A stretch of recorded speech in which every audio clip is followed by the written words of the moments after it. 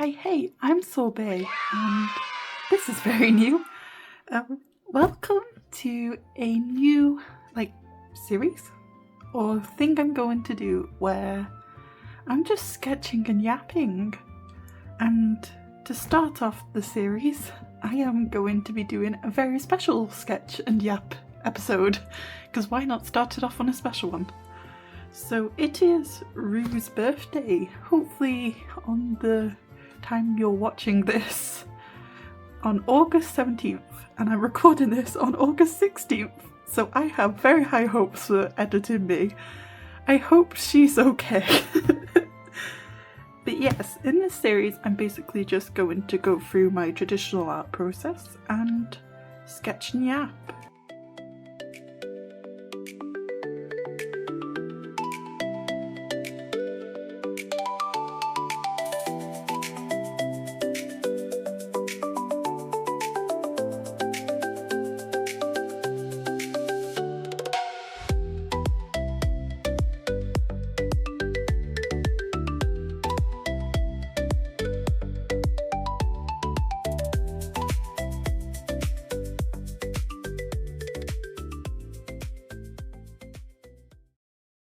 And yeah, that takes us to this blank page spread, which we are going to be drawing Roo in. And I have brief ideas. I don't really know what I'm gonna do, and that makes me nervous. But I'm not a planner. But yeah, we're gonna ball. I have some ideas because I made a little Pinterest board with it. And when it decides to load. So it's more like cowgirl pin-ups sort of style. So these are what I had in mind for the backgrounds. These my mum got from M&S. They're just like fish napkins, but I adore fish patterns. Like my watercolour palette is literally a lobster. I love this sort of thing. I'm obsessed with it. I can't draw fish. I'll probably try in a future episode, but yeah, I love this so much, and it is very rueful. Like, I might cut out the fish and use the background too, but this has great collage potential. And then I also have this, which reminds me so much of Roo's scarf, and it would fit so nicely with both themes. So this is definitely going to be the background. Yeah. I think it's time to sketch some stuff. Hi, it's VoiceOver Sorbet. How are you? I hope you guys are well. So, I had to speed up a lot of this footage because making the entire spread took 3 hours, and I was somehow expecting myself to be able to use the footage in live time without speeding up anything. No, I'm gonna have to speed up stuff. It took 3 hours. So for my sketch I used Polychromos in the colour Dark Flesh, sort of just to get in all the anatomy details and everything and make a very rough sketch. I've found what works best for me when I'm sketching is not to think much about it, just to get out the basic shapes and just to make sure it's all anatomically correct, but also not fretting too much about anything, because it's just a sketch at the end of the day. It doesn't need to be neat and tidy. I can do my cleanup, which is what I do next. I don't know how in time this is with the video, but I'll probably edit it to be in time. So next I use alizarin crimson, also Polychromos, and for that one I sort of refine the details. I draw in Roo's hair, Roo's clothing and stuff like that, just to get a solid base. Because it's sort of how I work in digital art too. I make a sketch without any clothes or hair or any defining details, and then I just sort of build upon it on different layers until I have a full sketch. And then I go over the sketch again, and again, and again. But traditional art I much prefer, because I can just sort of wing it. It doesn't have to be perfect, and traditional art has brought out that feeling of not having to be perfect with my art, because I struggle a lot with perfectionism. I think every artist does. But learning to adore the scratchy lines and the wonky anatomy, which comes with not having the tools to sort of crop and deform and warp and liquefy all your sketches and stuff. It just makes it feel nicer. It's like you have a chance to do it and you've taken your chance, but it's not perfect, but at least you took the chance.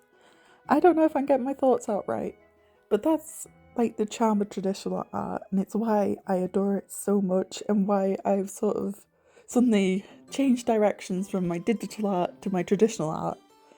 Because this video is probably very jarring, and I understand that. I'm sorry if you're expecting digital art. It will come soon, I hope. Okay, yapping aside, I think I went over it in Polychromos again, obviously Polychromos, and I used the colours magenta and mauve to use my line art basically, because I don't like lining in pen. I found this out very recently. I really don't like lining in pen. It makes my hands go shaky in a way I really don't appreciate. So I just use pencil, because why make it harder for myself when I can just use my beloved Polychromos? So I sketched it all out in pencil, I lined it in pencil, and then I used my markers. I use any marker I can get my hands on really, so I have a mixture of Ohuhu Honolulus, Ohuhu Kaala markers, and Copic markers, which are both sketches and chows. I only have a few sketches though, they're so expensive. But I found it so much easier to make skin tones traditionally with markers when you mix together some tones rather than trying to find one marker which does it all, because it's never going to work if you just try and find one marker to do it all. It probably does work with lighter skin colours, but with like darker skin colours and undertones and stuff like that, even Ohuhu is more tanned than darker skinned, but it's like, it was so hard to find one marker to fit their skin tone, so I had to like try and make one up, and it worked out so much better just mixing together two colours than just trying to find one which fits all. So after I coloured everything, I just sort of went over it a lot with acrylic paint pens. I used the Languo ones, which come in like those cute little sets of like different colour stories. I just basically unboxed them all and put them into a pen pot. I sort of love the little colour boxes they come in, but I had a hard time storing them, so I just unboxed them all and put them all together. It's probably unideal, but it's fine. I also used Ohuhu Nahuku markers to just basically help with the jeans as well, the chaps, because I can't do denim textures, but I find what's best with denim textures, just like with anatomy, is just winging it. Don't think too hard. This is what I preach for being an artist. Don't think too hard, otherwise you'll just hate yourself. So after all that is done, I just cut it out.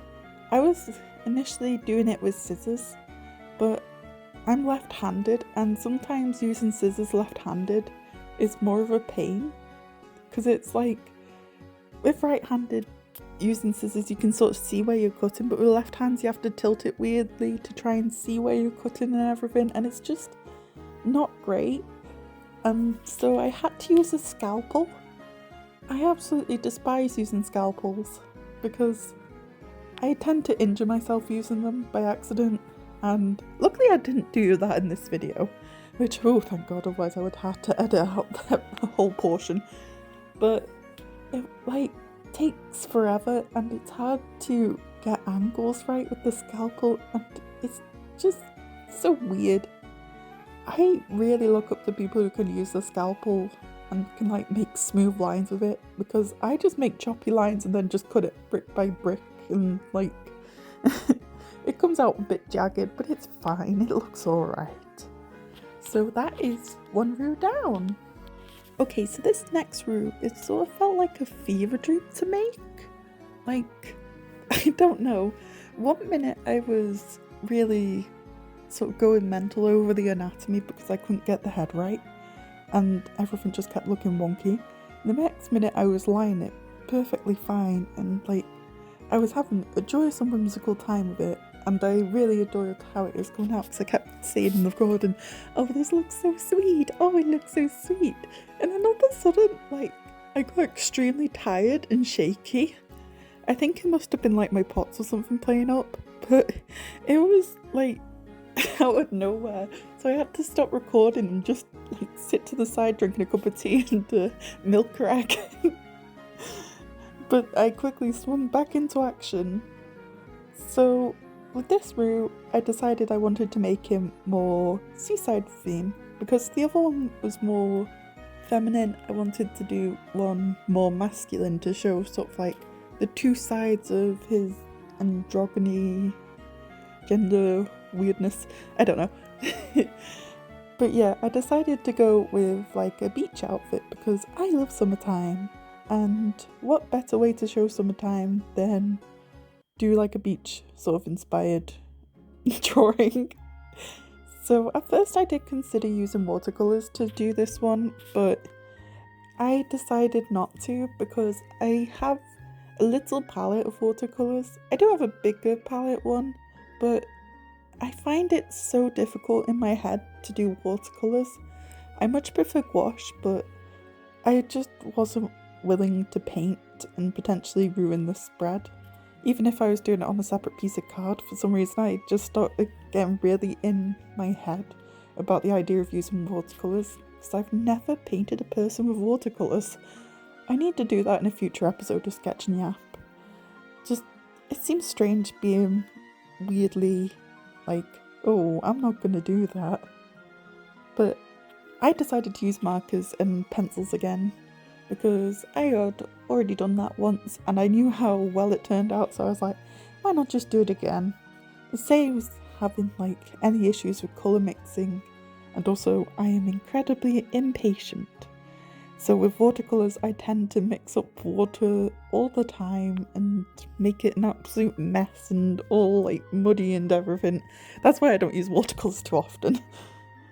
But yeah, I'm very happy with how he turned out, but looking back at this one and the other roux drawing I did, you can tell like there was a difference in body type, which I'm not that happy with, because like the roux I'm painting right now, the roux I'm drawing right now, looks a lot more like stocky, which is how roux is supposed to look.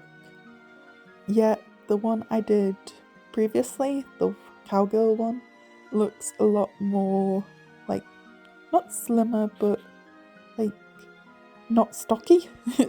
But roux is supposed to be more stocky body type, which I'll need to work on that because I don't really like being inconsistent with my drawings, even though that's what I'm very good at doing. But in the end, I think this roux turned out so cute. He is so lovely. I love roux. So I sort of did the same thing before. I did use quite a lot of yellow in this one. Like I used my Naples yellow Polychromos, I think it's called. And I also used my Caran luminance pencils, which I didn't mention, and I saw it in the previous clip as I was editing, because I'm doing these voiceovers as I'm editing. And I forgot to mention my Caran luminance ones. I only bought like 3. And the colours I'm using are alizarin crimson again. And also, I think it's like carmine lake.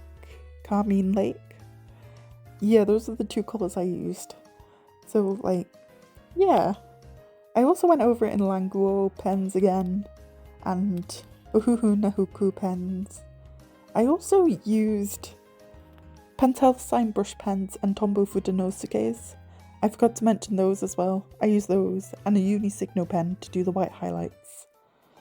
And yeah, I cut them out with a scalpel again, which was so much easier than doing the cowgirl one because there was less little gaps I had to try and cut out.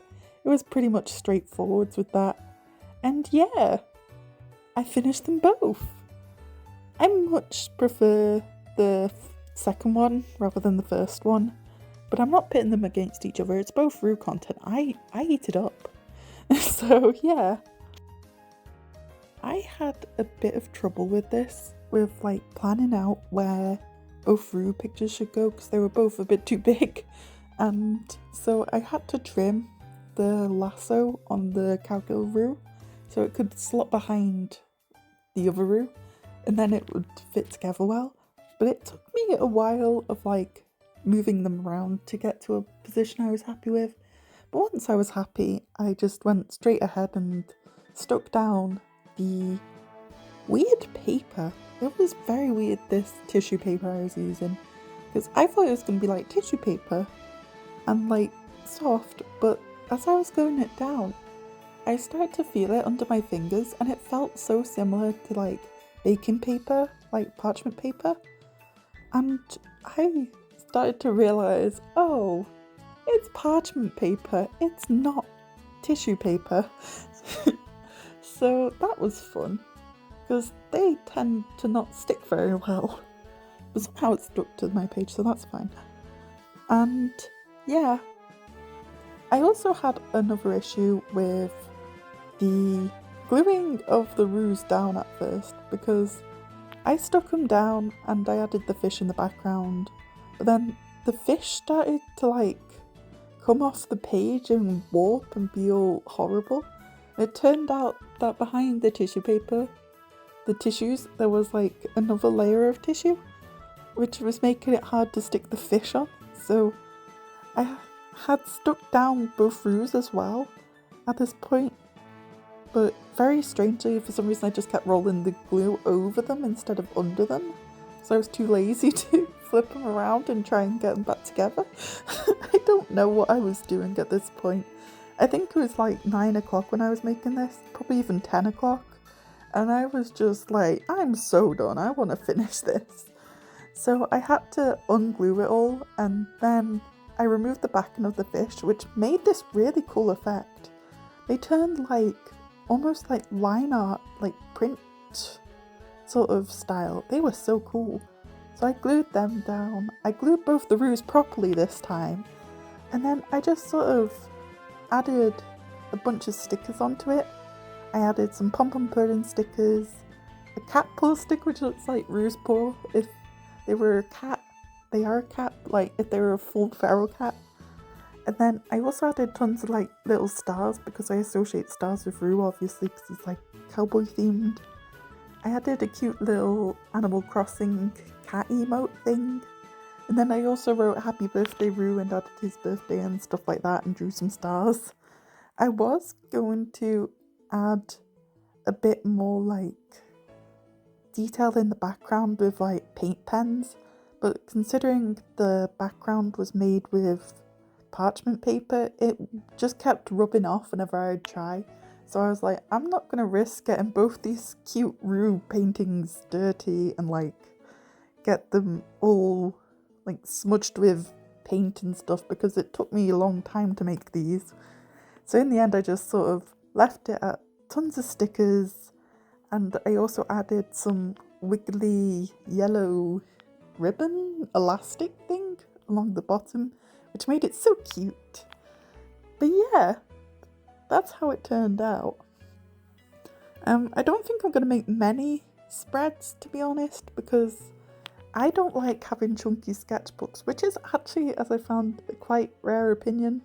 I absolutely love watching people with chunky sketchbooks. Like, I could never do it though, because I like drawing in my sketchbook instead of like using separate pieces of paper like what I did today.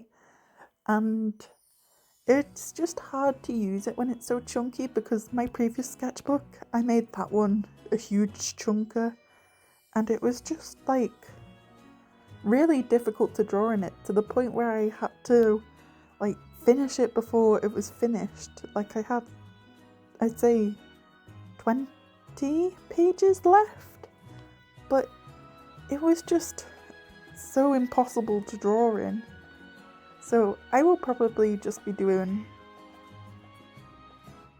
as you saw in the tour at the start with that, I will probably just be doing more pages like you saw in the tour at the start with like that cheesy music I played. So yeah, that's the spread. I don't know how to finish this video now. Thank you so much for watching. I am going to be making more episodes of these in the future. because I really enjoyed this editing process. It is so much easier than the previous video I made. Why haven't I done many of these before? These are incredible.